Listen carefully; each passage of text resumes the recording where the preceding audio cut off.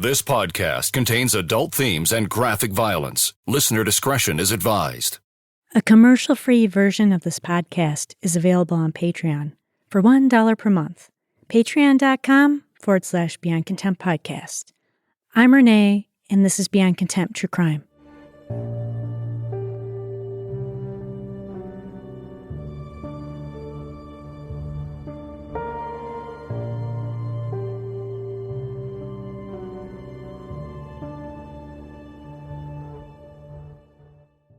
You're listening to episode 48, Rusty Sneiderman. Russell J. Sneiderman grew up in a tight-knit Jewish family in Cleveland, Ohio. Rusty, as everyone called him, was the editor of the school newspaper and was on the high school golf team. He was that really nice guy in high school that everyone liked. Rusty was described as charming, funny, optimistic, and intelligent by his friends and family. He attended the University of Indiana in Bloomington, and that is where he met Andrea Greenberg. Rusty and Andrea had a lot in common. She, too, came from a tight-knit Jewish family and grew up in Sylvania, Ohio. Rusty went to college for business, and Andrea studied computers. They started dating in September 1994. Rusty graduated college in 1996 and immediately worked in accounting. Andrea graduated in 1998. On December 30th, 2000, Rusty and Andrea got married. He applied and was accepted into Harvard. The couple moved to Boston for Rusty's education, and he entered Harvard's MBA program. After graduation, they offered Rusty a job in Georgia, and the pair moved to Smyrna. Their first child, Sophia, was born in 2005. The Sneidermans moved again to Dunwoody, Georgia. It was a small suburb of 50,000 people north of Atlanta. Dunwoody was where the rich people congregated. The median income is just under $100,000, and the median property value is $432,000. They chose Dunwoody because they had another kid on the way and wanted to have their kids grow up in a safe neighborhood with every advantage that their incomes could afford. Their second child, Ian, was born in 2007. Rusty and Andrea were doing so well that they bought a second home on a lake. But then the great financial crisis hit, and suddenly the Sneidermans' jobs were no longer stable. Rusty lost his job, and Andrea had her hours cut down. The Sneidermans did better than most during the GFC. They had always been avid savers, so despite having 2 kids and not having as much income coming in, they were doing okay. Andrea met a woman through her book club who wanted to help her out. She took Andrea's resume and gave it to her husband, who worked at General Electric. GE hired Andrea in April 2010 as a quality systems manager. This allowed Rusty to spread his wings and attempt entrepreneurship. In Dunwoody, Georgia, on November 18, 2010, Rusty, per his typical routine, was dropping his 2-year-old son off at daycare. He hadn't realized that he was being followed. After 9 a.m., he headed back to his car in the parking lot when a bearded man with a .40 caliber Bersa handgun let off several rounds at point-blank range. 36-year-old Rusty Sneiderman took 4 shots to the neck and torso. The man with the gun fled the scene in a silver vehicle with no plates. Rusty didn't survive and was pronounced deceased an hour after the incident. Rusty Sneiderman was always well-liked and didn't have enemies anyone was aware of, but the week prior, he called the police on a suspicious person who was seen behind his house. The man was wearing a hat, earmuffs, and a black mustache. He also had a gun. By the time police arrived to investigate, the suspicious individual disappeared. When law enforcement began their investigation into Rusty's murder, they didn't believe that the 2 incidents were connected. Police went to Rusty's house to seize his computer and to see what kind of business deals he had going. They also questioned Andrea. They wanted to know if there was anyone who had taken interest in her. She said yes, and that her boss at GE had fancied her, but she had shut that down. It took investigators weeks, but the first week of January 2011, they arrested Hemi Newman. He was an engineer at General Electric. Hemi had rented a silver minivan the day prior to the murder, which matched the vehicle that was seen leaving the daycare. He drove westbound on Mount Vernon Road and quickly melded in with morning rush hour traffic. Hemi Newman had been the suspicious person donning a fake beard behind the Sneiderman's house a week before the murder. That murder plan was thwarted when Rusty went outside to investigate a gas leak and caught Newman in his yard. Newman fled the scene. Hemi Newman kept a low profile a few weeks after the murder. His neighbors didn't see him around, and on Facebook, he posted he was on a Florida vacation with his kids. They wouldn't be back until New Year's. After Newman's estranged wife, Ariella, learned that Rusty Sneiderman was murdered, she was immediately suspicious that her husband was involved. Ariella called investigators and told them that her husband was having an affair with a woman that he supervised at GE.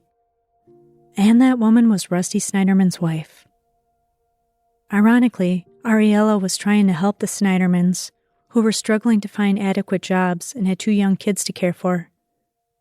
She brought Andrea Sneiderman's engineering resume to her husband. Andrea was hired at GE and Hemi was her supervisor. It was Andrea Sneiderman's job that was keeping the family above water. And even though Rusty had an MBA from Harvard, he couldn't seem to land a job. In September 2010, Ariella was going to tag along to Europe when Hemi had a business trip planned. He made an excuse and said that she couldn't go along. He took Andrea Sneiderman on the trip with him instead. GE did not require her to attend this business trip, according to Ariella Newman. On October 3, 2010, Hemi told his family via email that he was going to move out of their home. Ariella said on the same day, Hemi took Andrea on another business trip to Greenville, South Carolina. On November 1st, Hemi bought a handgun and took it to a range in Woodstock to practice. On the day of Rusty's murder, Hemi was removing evidence of his relationship with Andrea Sneiderman off of company computers. Ariella believed that Andrea and Hemi kept in communication even after Rusty's death. They talked on the phone, emailed, and sent text messages. Newman even attended Rusty's funeral, shoveled dirt on the coffin, and brazenly sat Shiva. After police arrested Newman, Ariella officially filed for a separation, citing adultery and cruel treatment as rationales. They charged Hemi Newman with the murder of Russell Sneiderman and possession of a firearm. The state was certain that the murder had everything to do with Newman's affair with Andrea Sneiderman. She denied the affair. Hemi Newman was born in Mexico. He was from a Jewish family, and his father had survived Auschwitz. They sent Hemi to a boarding school in Israel, where he received an excellent education. He graduated from Georgia Tech with honors and had a background in engineering.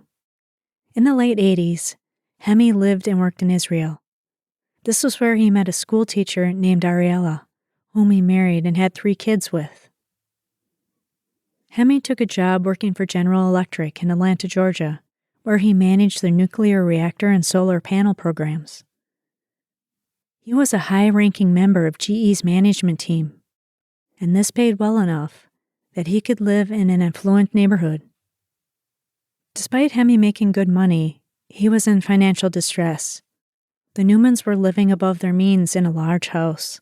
They drove high-end cars. There were 3 kids close to college age, plus Newmans were accustomed to expensive vacations and restaurants. Ariella left him in 2010 when she realized that her 47-year-old husband was stepping out on their marriage with the woman he had hired at GE. Hemi Newman's trial was set for February 2010. Newman had admitted to authorities that he initially lied to police about his involvement in the crime. But now he said that he indeed killed Rusty Sneiderman. He had an affair with Andrea Sneiderman, put on a disguise, bought a gun, rented the car, pulled the trigger, fled the scene, ditched the disguise, and tossed the gun into a lake. Newman had then asked the person who sold him the gun to withhold that information from police. Witnesses had seen him in the daycare parking lot and could identify him despite the disguise. Ballistics proved that the bullets that killed Rusty were fired from Newman's gun.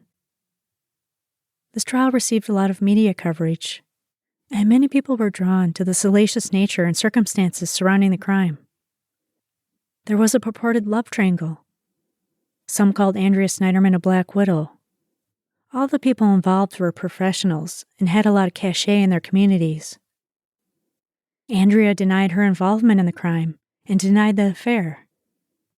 The prosecution said this was a well-planned crime by a jealous lover who wanted to eliminate his competition. This was the media's dream case of the century. We're going to take a quick break to hear from our sponsor. Thank you to Best Fiends for sponsoring this episode of Beyond Contempt True Crime, even though I'm a little bit stuck and can't seem to break into the 600 levels.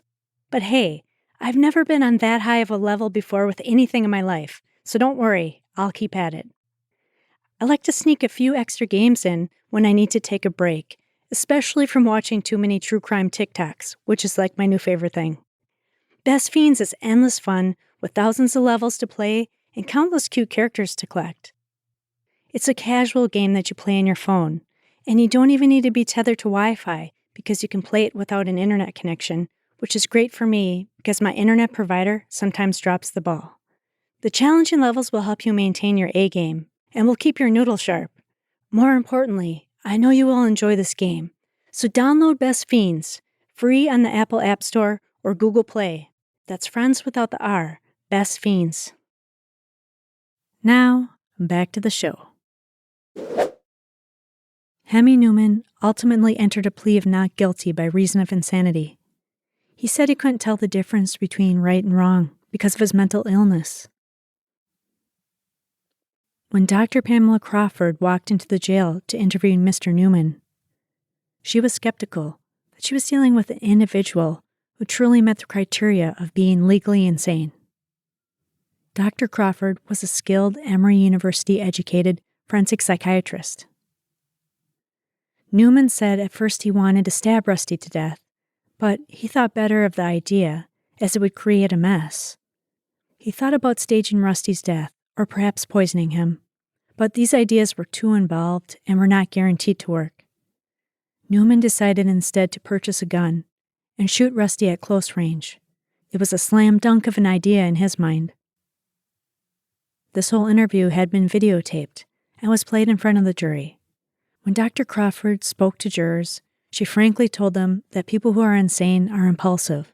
They don't take the time to carefully plan and think about these ideas.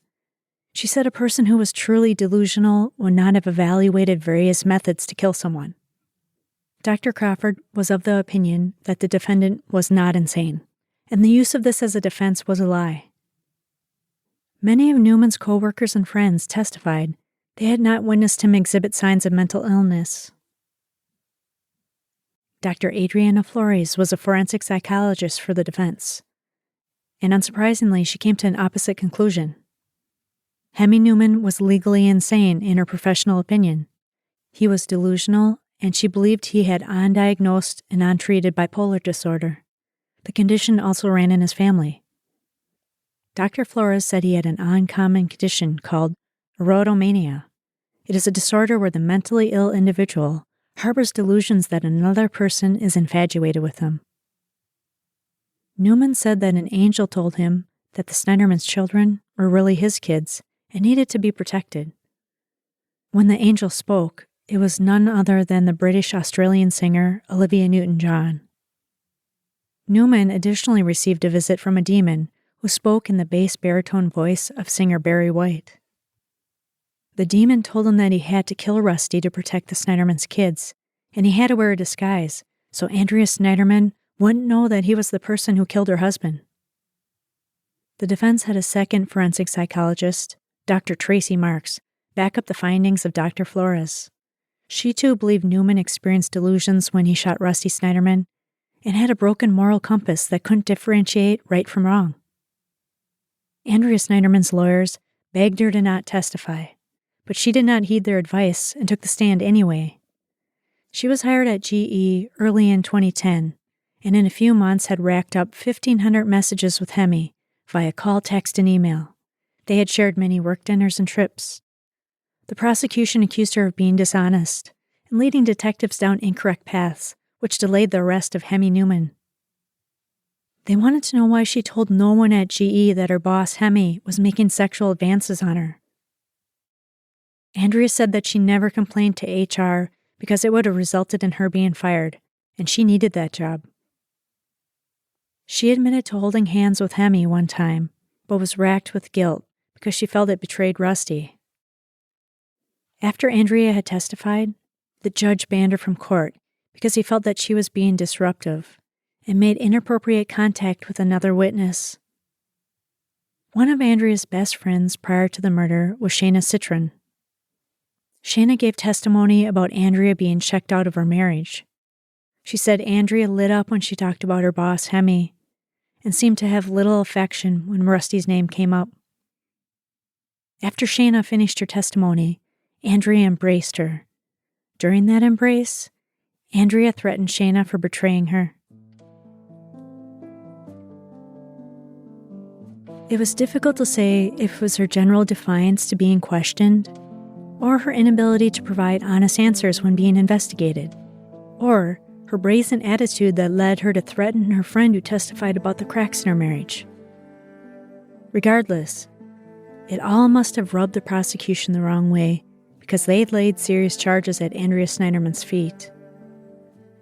On August 2, 2012, they charged Andrea Sneiderman with malice murder, attempted murder, racketeering, insurance fraud, perjury, and false statements.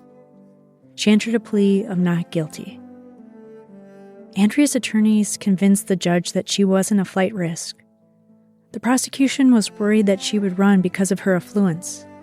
They placed her on a monitor system, and she was to not have contact with anyone who might be a witness, since she had issues with this in the past. She turned in her and her kids' passports and moved in with her parents. There was a lot of legal arguments filed in court from the time Andrea was charged up until her trial date. Her defense team was working to get some of the more serious of the 16 counts dropped. The prosecution was firm in their stance that Andrea lied to detectives about her relationship with Newman, and they had proof. A server had seen Hemi and Andrea together when they were on a business trip in South Carolina. They were passionately kissing each other. Detectives thought Andrea knew her husband had been killed before law enforcement told her what happened. She tried to delete emails and texts between her and Newman on the day Rusty was murdered. The defense believed that Newman's arrest was delayed by 6 weeks, not because of their client's deception, but because of law enforcement's incompetence. It was the first time the detective had been acting lead on a murder case. They said the detective failed to ask Andrea if Newman was a person in her contacts list on her phone. When the detective knew that Newman had been interested in Andrea, he never looked further into his background. The detective took Andrea at her word that she wasn't interested in him, and she shut his advances down. The prosecution wasn't able to make convincing enough arguments, and on July 26, 2013, the judge dropped the murder charges against Andrea Sneiderman right before the jury selection. She went from 16 charges down to 13. When the trial wrapped up on August 19, 2013, 37-year-old Andrea Sneiderman was found guilty of 9 of the 13 felony counts against her. Some of those charges were hindering the apprehension of a criminal, criminal concealment of material facts, and several counts of perjury and giving false statements. They sentenced her to 5 years in prison. The Sneiderman family also sued her, but they settled outside of the court system. Hemi Newman appealed his conviction. His lawyers stated that there was a grave error committed by the court. Psychologists interviewed him after the shooting, and he entered a plea of not guilty. They recommended Hemi's legal team hire another expert psychologist to interview him.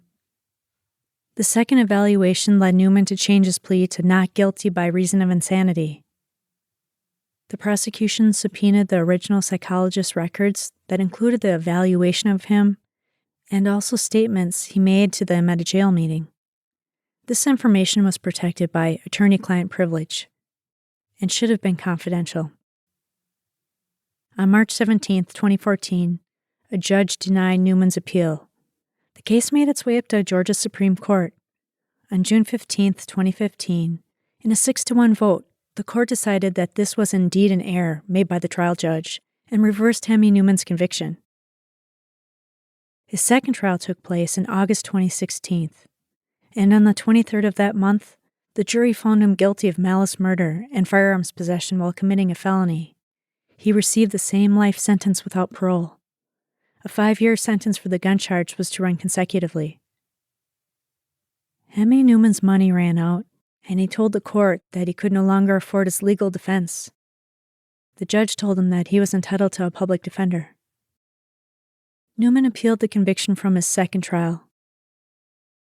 His lawyer thought the prosecutor should have recused himself from the second trial due to what he learned during the first trial, when Newman's right to attorney-client privilege was breached. Hemi Newman will unlikely win another appeal to get a new trial, and the 59-year-old remains in Augusta State Medical Prison. Andrea Sneiderman only served part of her 5-year prison sentence and was released from Arundel State Prison in June 2014. Andrea spent her time wisely in prison. She was one of the more educated inmates and helped other prisoners earn their GEDs. They placed her under parole supervision from June 2014 to August 2017. They removed her 9 felony convictions from her record, since she stayed out of trouble and met her parole conditions. In 2018, Andrea changed her last name to Russell, which was a tribute to her late husband, even though everyone called him Rusty. Ariella also changed her name in an effort to distance herself from her ex-husband, Hemi Newman. Thank you so much for joining me for this episode of Beyond Contempt. Please visit BeyondContemptPodcast.com for the links to the sources and music used in this episode. Research, writing, editing, audio production, and sound design were performed by me, Renee. I want to thank patrons Maria S., Diane, Katie P., Haley B. Thank you for supporting the show. If you like the show, please leave me a positive review on Apple Podcasts. Thank you so much, everyone.